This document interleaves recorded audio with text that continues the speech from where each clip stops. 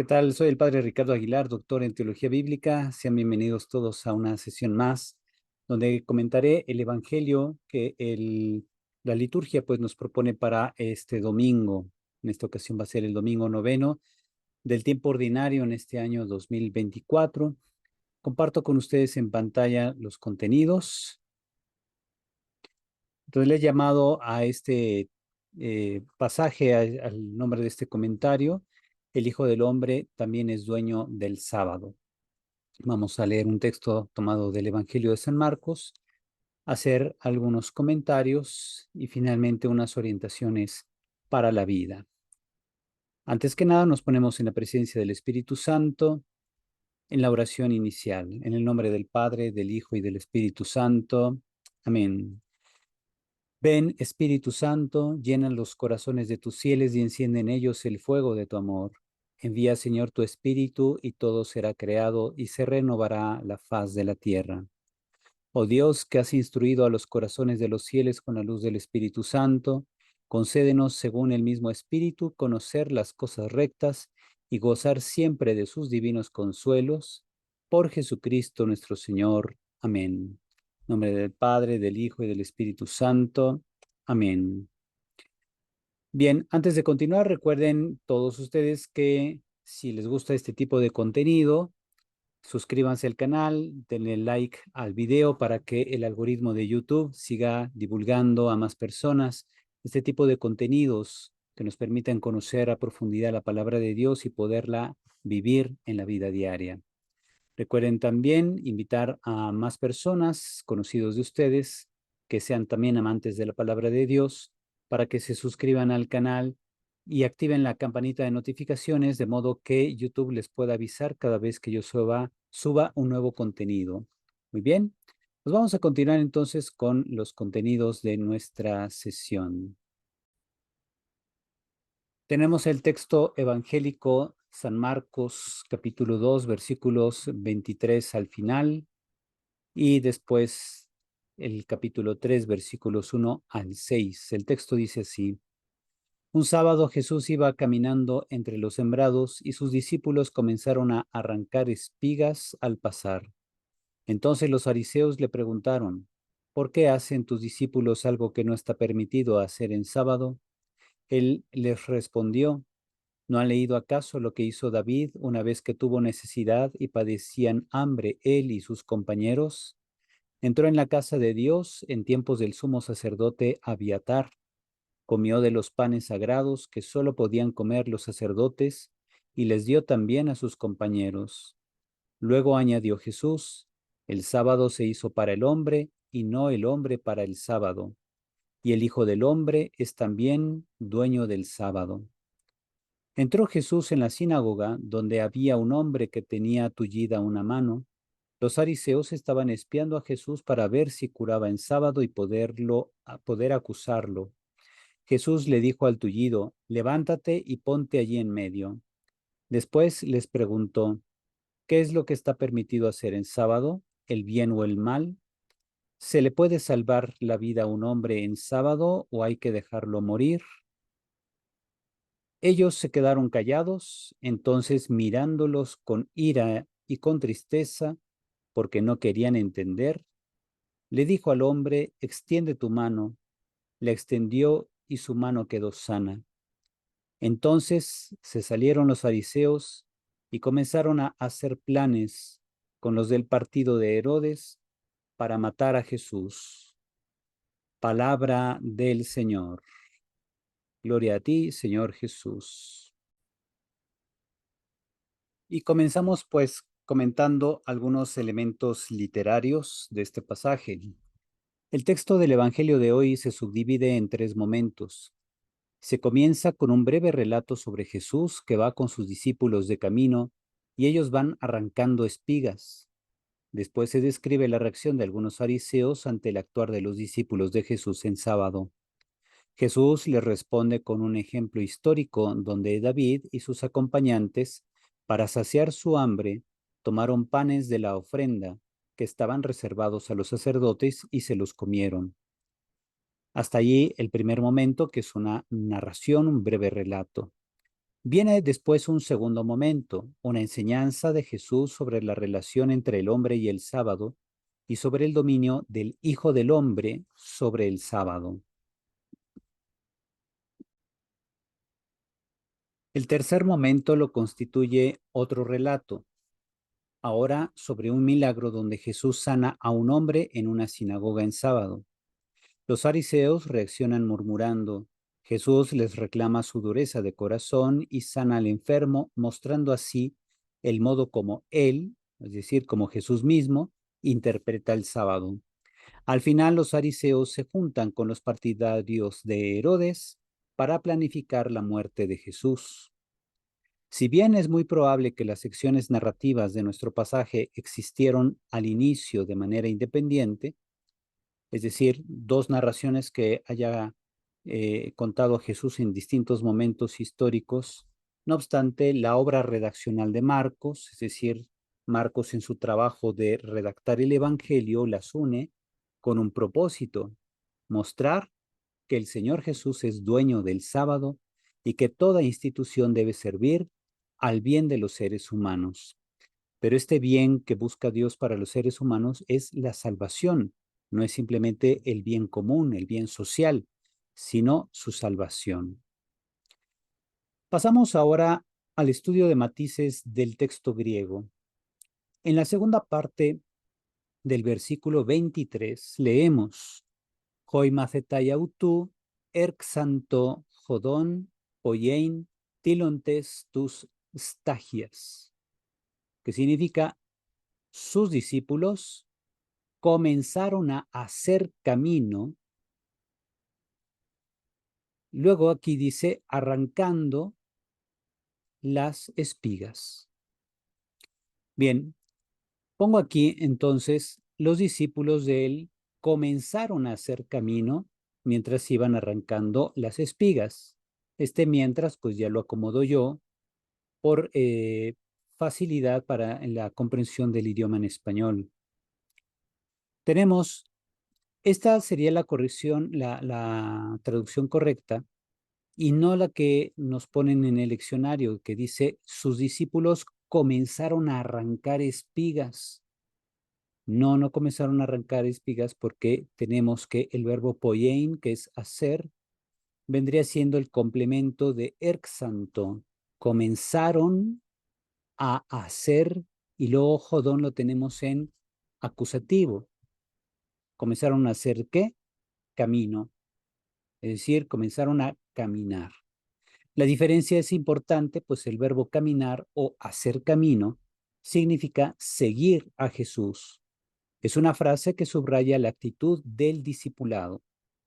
Una actitud de discipulado, es decir, los 12 van caminando detrás de Jesús y pues ya mientras van siguiéndolo en actitud de discípulos, se ponen a arrancar espigas. Por otro lado, el arrancar las espigas de parte de los discípulos podría considerarse, a tenor de las tradiciones fariseas para interpretar Éxodo 34:21, como un tipo de trabajo semejante a la cosecha o a la extracción del grano interno de las espigas. Ambas actividades, según los fariseos, estaban prohibidas en sábado, y sábado era precisamente el día en que esto ocurrió. Después tenemos este punto. La respuesta de Jesús la tenemos en los versículos 25b, es decir, la segunda parte del versículo 25 al versículo 26, refiriendo que David y sus acompañantes, cuando pasaron necesidad, vinieron a la casa de Dios. El texto en griego dice, eiselten eiston oikon tutheu. Entraron a la casa de Dios en tiempos del sumo sacerdote Abiatar. Epi Abiathar Argiereos en griego, que significa en tiempos de o por la época del sumo sacerdote Abiatar, y comieron de los panes de la ofrenda, llamados también panes de la presencia. El texto griego dice, tus artus tes proceseos, los panes de la ofrenda, efagen, comieron, que no estaba permitido a ellos el comerlos, sino solo a los sacerdotes. Husuk existin, los cuales no estaban permitidos fagein, comer, eime, sino a tus hiereis, a los sacerdotes. La referencia al sumo sacerdote Abiatar falta en muchos manuscritos de Marcos, es decir, copias que se hicieron a lo largo de los siglos del Evangelio de Marcos, quizá debido al error histórico que los copistas encontraron en el texto que les llegó. Recordemos que un copista es alguien que copia el texto bíblico porque no había editoriales en el pasado ni fotocopias, entonces se divulgaban las copias del texto de Marcos, pero los copistas en cierto momento dado encontraron que había un error histórico en el relato y entonces algunos mejor omitieron estas expresiones de Jesús sobre el sumo sacerdote Abiatar. Otros sí lo dejaron, lo respetaron, aunque tuviera un error histórico, dijeron, pues este es el texto que recibimos y este es el que copiamos y punto, ¿verdad?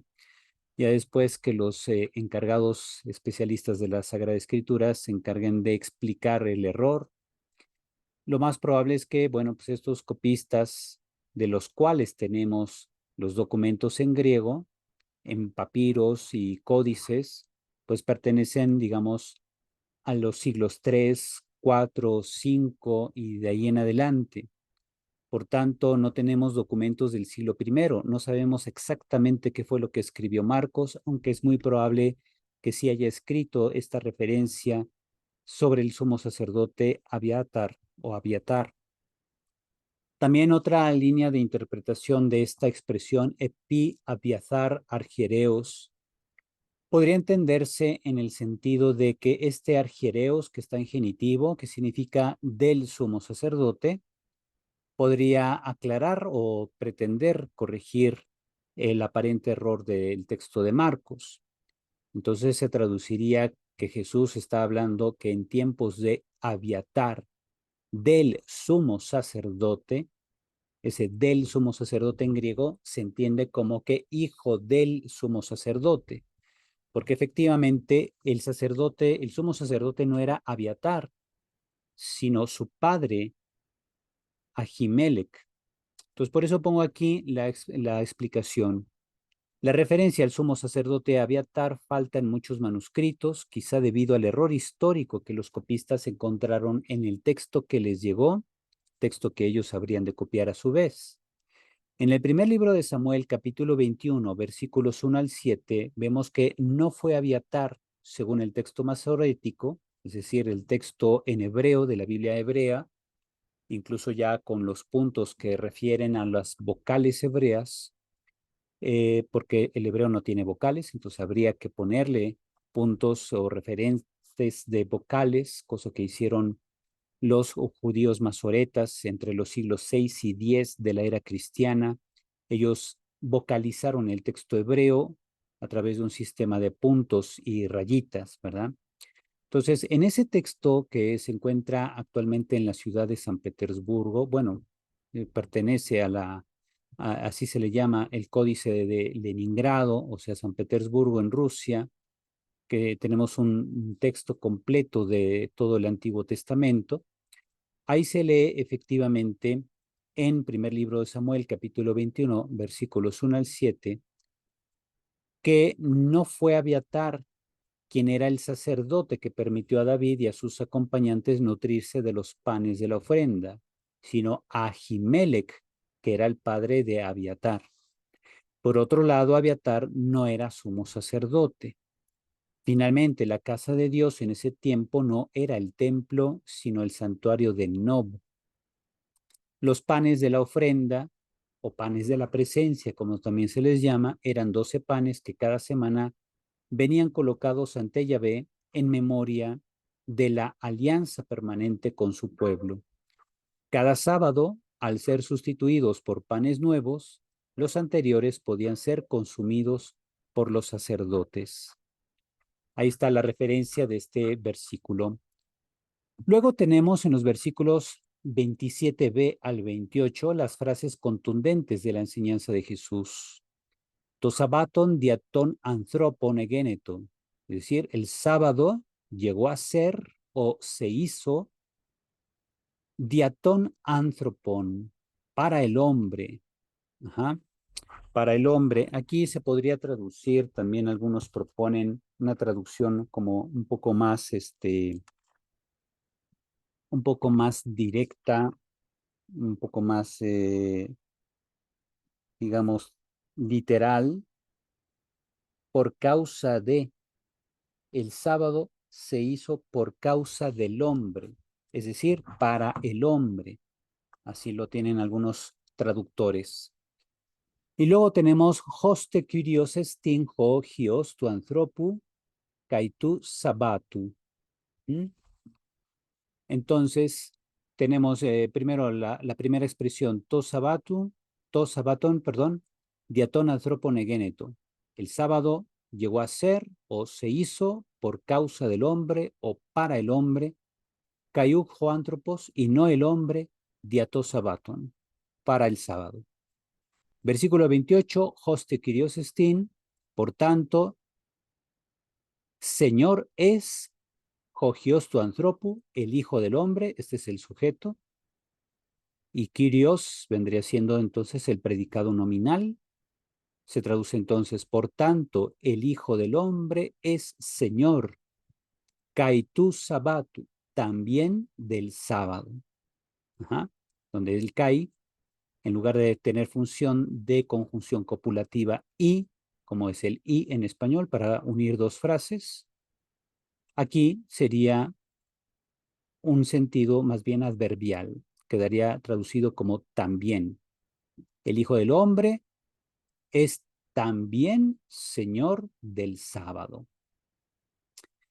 Bien, en el versículo 27 Jesús dice, el sábado ha sido hecho para el hombre y no el hombre para el sábado. Si consideramos que el sábado es el vértice de la creación dentro de la teología hebrea, que tiene como centro la atención de Dios al ser humano, podemos entender entonces la intención de Jesús, que el sábado fue creado para beneficio del hombre. Mateo y Lucas no siguen este dicho de Marcos en el versículo 27b, quizá para evitar la incomprensión del pasaje, lo que daría pie a cierto libertinaje en los cristianos. Sin embargo, Marcos añade el versículo 28 como clave hermenéutica, no solo para el sábado, sino para entender bien el versículo 27.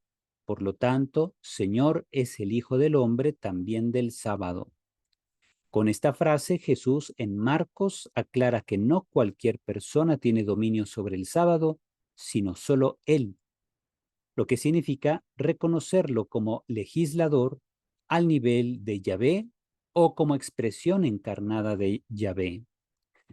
La expresión hijo del hombre, aunque tenida por muchos especialistas como expresión de hijo de humano, no puede desvincularse del marco general apocalíptico en que Marcos y sus lectores interpretaban a Jesús a tenor del Hijo del Hombre en Daniel 7:13.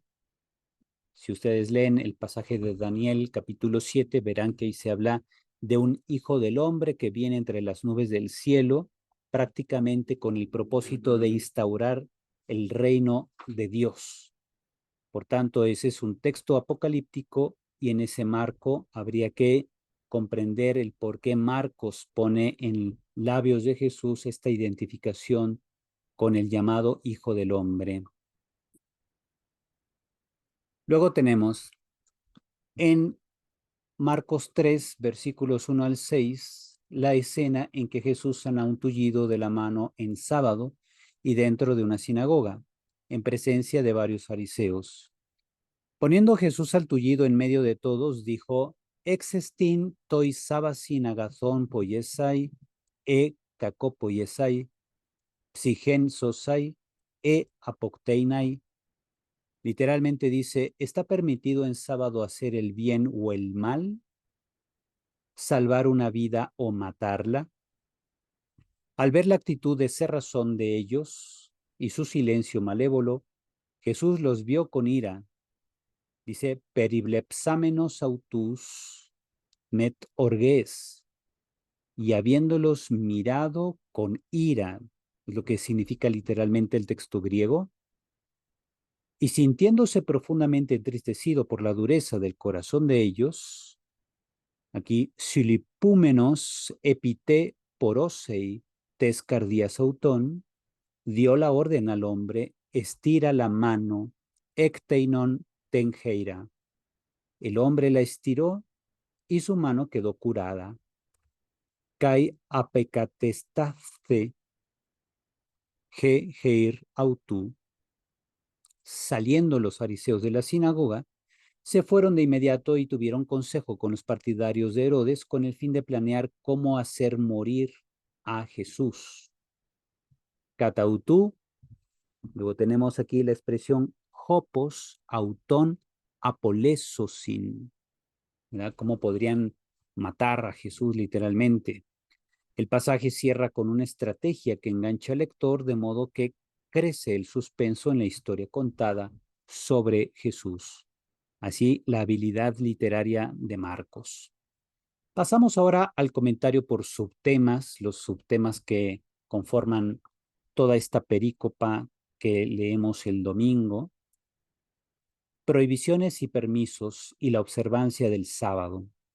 La pregunta planteada a Jesús por parte de los fariseos se relaciona con un principio clave de la identidad judía, que es la observancia del sábado.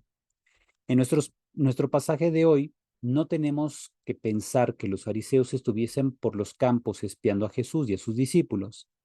Más bien el narrador resalta un contexto que muestra las disputas en el interior de la comunidad cristiana, en la que había gente proveniente de un judaísmo influenciado por los fariseos. Las controversias sobre el sábado en Marcos vienen presentadas para enseñar a los lectores a interpretarlo correctamente, es decir, para que entiendan que el sábado fue hecho para el hombre y no el hombre que deba ser esclavo del sábado.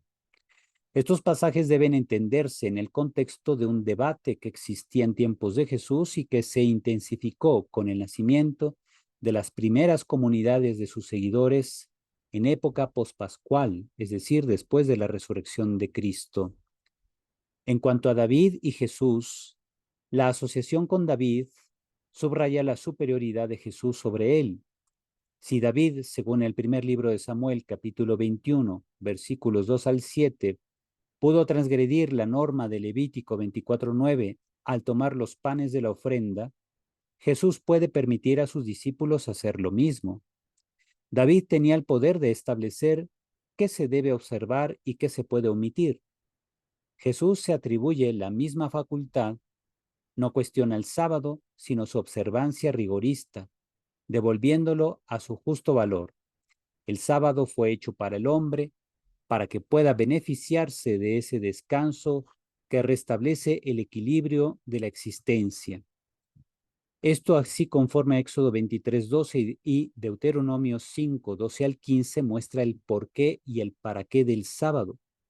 El sábado no es simplemente el día de descanso, sino un día creado para el hombre, de modo que el ser humano pueda beneficiarse de ese descanso que sirve para restablecer el equilibrio de la existencia humana. Siguiente subtema, el Hijo del Hombre es Señor del sábado. Lo dicho en los versículos 25 a 27 del capítulo 2 de Marcos se refuerza con la referencia al Hijo del Hombre en el versículo 28, asociándolo con la primera controversia sobre la remisión de los pecados que se vio anteriormente en Marcos 2, 1 al 13. En ese contexto se reafirmó la autoridad, del Hijo del Hombre para perdonar los pecados. ¿Se acuerdan? Cuando sana a un paralítico, lo primero que le dice es, tus pecados están perdonados. Y luego ya lo sana.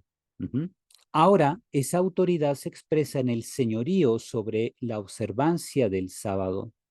Mientras los fariseos interpretan la Torá mediante la tradición oral, Jesús muestra una autoridad superior, derivada de un vínculo directo con Dios. En cuanto a salvar o matar, ¿se acuerdan que Jesús hace una pregunta? ¿Qué está permitido hacer en sábado? ¿Hacer el bien o el mal? ¿Salvar un alma o matarla? Es una pregunta provocatoria de parte de Jesús. El pasaje que concluye el primer acto nos sitúa en una sinagoga con tres protagonistas: Jesús, un hombre con una mano tullida, y los fariseos. El episodio se construye alrededor de contrastes: la entrada y salida de la sinagoga, el encuentro de las miradas, la enfermedad y la curación, el bien y el mal, y la voluntad de salvar frente al deseo de matar. La pregunta de Jesús sirve como punto de apoyo, reflejando la maldad y el deseo de matar en los fariseos, mientras que la bondad y voluntad de salvar se manifiestan en la elección de Jesús de curar al hombre. Siguiente subtema, la provocación inicial. Ahora Jesús toma la iniciativa. Sin petición previa de parte del enfermo, Jesús lo ve, se dirige a él, le pide que se ponga en el centro y lo cura, mostrando su postura ante el sábado. Con este acto, Jesús provoca a los presentes, mostrando las consecuencias de lo dicho en los versículos 27 a 28 del capítulo 2. Siguiente subtema, entre miradas e intenciones. El cruce de miradas juega un papel crucial. Jesús mira al hombre con atención, mientras alguien espía a Jesús con una mirada negativa, buscando acusarle. Jesús responde con una mirada inquisitiva que abarca a los presentes, provocándolos no solo con una pregunta, sino con un mensaje de ira, deseando ablandar la dureza del corazón que en ellos genera planes de muerte. Las miradas e intenciones contrastan.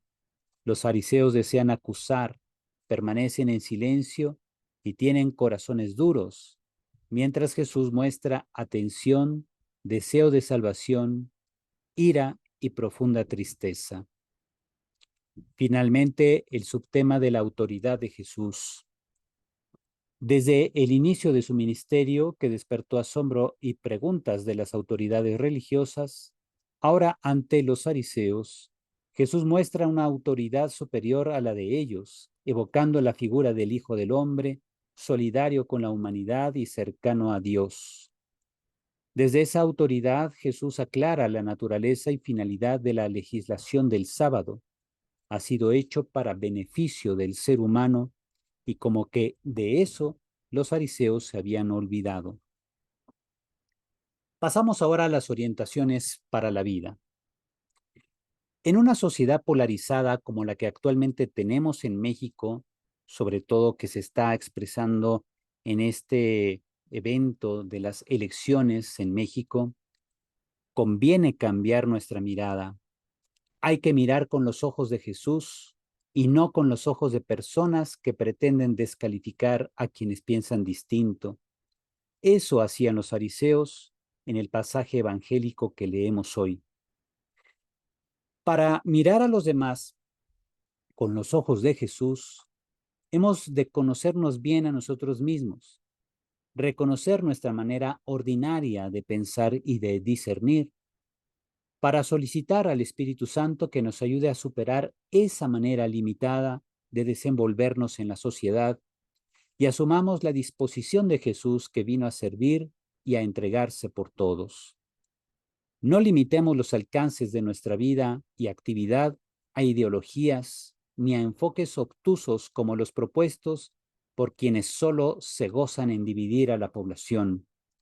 Miremos a cada persona con los ojos de Jesús, de modo que colaboremos en su bien y en su salvación eterna.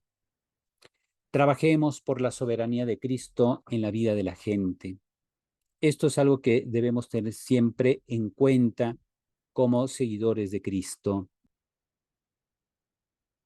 De hecho, recordemos que todos desde la fe somos responsables de la sociedad.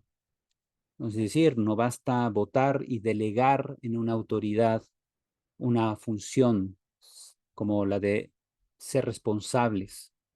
La responsabilidad siempre la llevamos nosotros también en el diario vivir, en los ámbitos donde vivimos, con las personas con las que convivimos.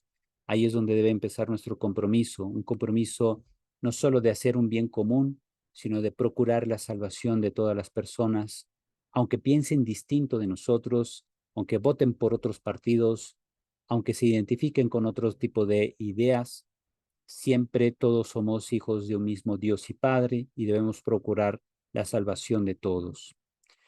Hacemos ahora nuestra oración final para darle gracias a Dios.